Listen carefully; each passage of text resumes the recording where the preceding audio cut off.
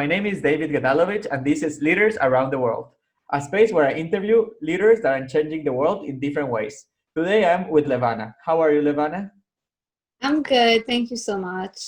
Thank you very much for joining me. And please tell us a little bit more about yourself. And where are you from? Where do you live? And what do you do? What's your business? All right, that's a loaded question. Okay, so I'm originally from Paris, France. I moved to Montreal, Canada when I was 14, and then I went to the States, to United States, to Yeshiva University for my degree in marketing and a minor in arts and fashion at FIT when I was 17, 18. And after that, I basically went into fashion right away. I didn't think, I focused on marketing and but fashion found me because that was what I loved. And I went to work as an assistant designer in Manhattan, then as a children clothing designer, and now I have my own brand called Patter Couture. I sell modest evening gowns for mostly Jewish women. We also have women from Muslim countries that need to dress modest, or other people that want modest dresses, but my target market really is the religious Jewish community. And we sell them beautiful evening gowns. We make them and we have designers, and it's a whole nice mix and fun. That's great. How do they hear about you? How do you sell to them? Well, that's where you're touching up on the marketing point. The first thing is, so I have a store in Muncie, and passing by and whatever, that's how it started. We put out print ads, and word of mouth is very big, but one of the biggest thing is Instagram, Facebook, all the social media is very big for us. We also have, we work with influencers in the community, and if an influencer comes in, she puts on the dress, it's going to sell automatically. They're really, really strong in what they do, and if it's a product that the community likes, it's going to sell. All right. Tell us a little bit about the why. Why did you start your own company? Why did you decide to go by yourself instead of working for someone else and working as a designer in New York, in Manhattan? So I've always loved fashion. I was lucky to get a job almost right out of college, designing dresses as an assistant designer. So I really learned everything from fitting, from making patterns, from making designs, from communicating with factories, from production, creating Pantone colors, really everything that goes with fashion. As I learned it as an assistant designer then. And I mean, it's a very tough and loaded job as an assistant designer. And I was doing it for someone who was selling, ready-to-wear dresses for women to Bloomingdale's, Saks, that kind of thing. And then I was hired as a designer. And then I realized that I really love making gowns. I actually made a gown for myself for a friend's wedding. Then I made for other friends. And when I got married, I made my own wedding gown. I made my sister's wedding gown. And I decided I want to work as a gown designer. So the gown designers, it's not like a big job market. And I have a very supportive husband who told me, you know what, you love making gowns, just open your own store. And this is what I did. And I love working independently. I have a streak for business. And I would say that most of my family works for themselves. They're entrepreneurs. So that wasn't something I was really scared of. And I really just jumped into it. I didn't think that much. I made my business plan. I did what I had to do. And thank God it's working out very well. That's great. What were the first steps? Like you decided to create your own company, you built your store. How did you get your first customer? How First, it work? So I had to have a physical presence. Coming from a marketing background, I really wanted to position myself on a higher level.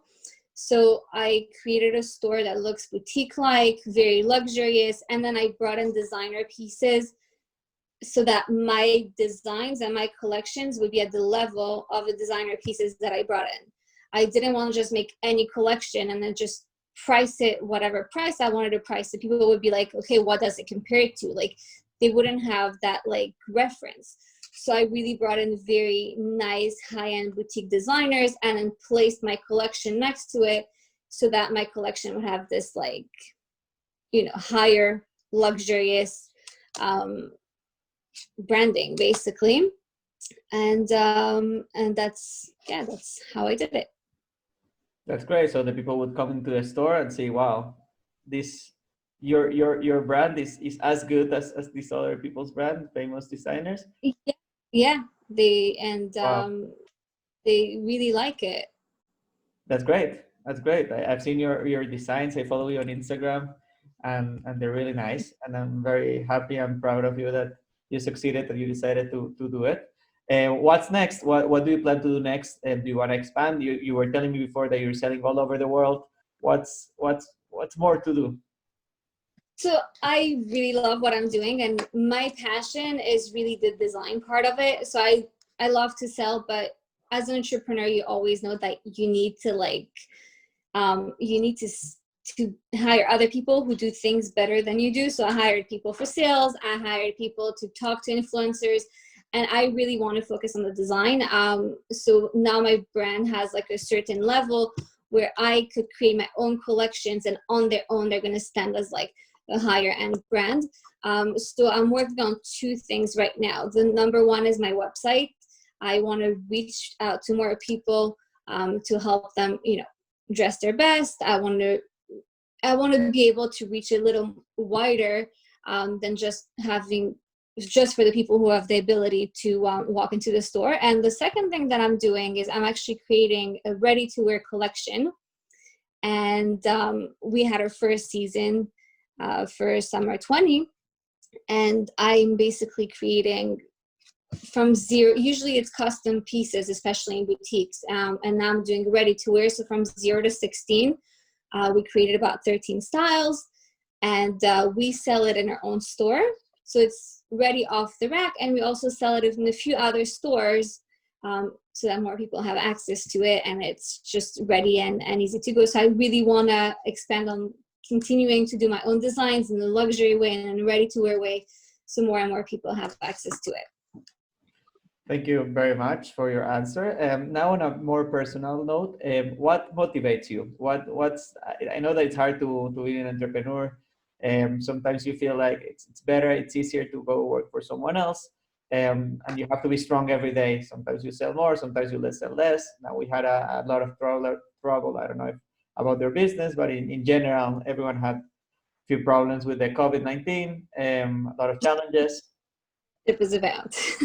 And so what motivates you? What makes you stand up every day and say, I'm gonna continue with this and I'm not gonna give up? So I really love fashion. I'm very passionate about what I do. I go to sleep, I imagine designs, I wake up, I have another idea. I'm always sketching, I'm always, you know, looking up what came on the runway. It's just something that I love. But even more than that, I love making women feel beautiful. And in the modest market, it's very tough for a woman um, to really feel beautiful. A lot of times they feel like, oh, I just have to slap on sleeves and slap on a neckline, and you know, the dress doesn't look like anything anymore. And I really don't want that to be the feeling when someone's wearing my dress. I want someone, like, the first reaction when someone's wearing one of my pieces is to be like, oh wow, that's really beautiful. Where is it from? And then the second reaction be like, oh wow, you got a modest dress. Where did you find such a gorgeous modest piece? And you know, if you ask any woman in the modest community, this is the biggest compliment that you can get, that you're not trying too hard to like cover up. And so when you're dressing like this, it's really, you know, it reveals the inner beauty of the woman. And it's a great feeling. My grandmother actually, when I used to ask her, do I look good in this dress, she always tells me, oh, you're beautiful, the dress is beautiful, but it's la percha, like it's the hanger that makes you look beautiful.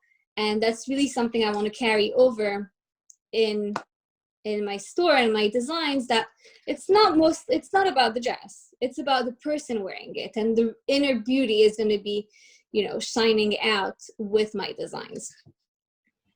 That's beautiful. Um, Thank you very much for the inspiration piece, for the motivation that you gave me and you give everyone right now. And the last question that I'm gonna ask is, it's what advice would you give to the younger generation? As we said before, as I said before, it's hard to be an entrepreneur. Sometimes it's not the easiest option. Sometimes just to make your resume, send it, and try to find interviews and get a job, it's easier, but it's not what you really want. And some people really want to be entrepreneurs, but they're scared. So what advice would you give them? So there's nothing that's impossible. If you want to do something, just go for it. Failure is not that scary. You fail, you can pick up again. If you fail, you can go work for someone else, and you could just keep going.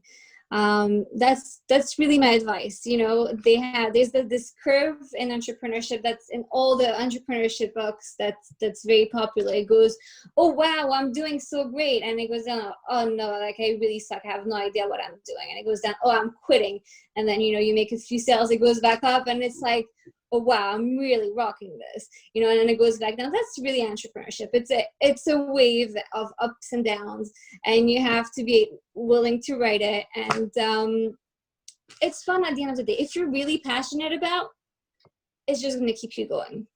And if you fail, you fail. If you succeed, then you're going to be on top of the world, and you're going to feel amazing, and you're going to feel like you're fulfilling something in your life that, you know, is just worth it. Great advice. Thank you very much. And now, how can we follow you? How can we see your beautiful designs and follow you on Instagram and Facebook? So I have Yeah. my two most easy to access platforms, I guess, are Instagram at powder_couture, and my website, powdercouture.com. And it is 12:55 p.m. of Tuesday, September 8th, 2020. Well, Thank you. So I have my website, and on the website you also have an option to chat with us on WhatsApp, where you could WhatsApp me if you have any questions, whether it's about a gown or about entrepreneurship or about anything else. It goes straight to me. So if anyone has a question, you know, and that way. And I'm looking forward to talking to anyone or helping out anyone who needs a beautiful dress or wants to do anything in fashion. Thank you very much, Levana. It was great talking to you. You're very inspirational. I really like your motivation, and I think that you're doing it for the right reason, to help women feel that it's not only a dress or they just have to wear tanua modest just because they have to, but to wear something nice that they like and enjoy, and to show their inner beauty. I think it's great. It's a great idea, and I think you're doing it in a great way. Thank you very much. Thank you for giving me this opportunity. It was such a pleasure. Bye.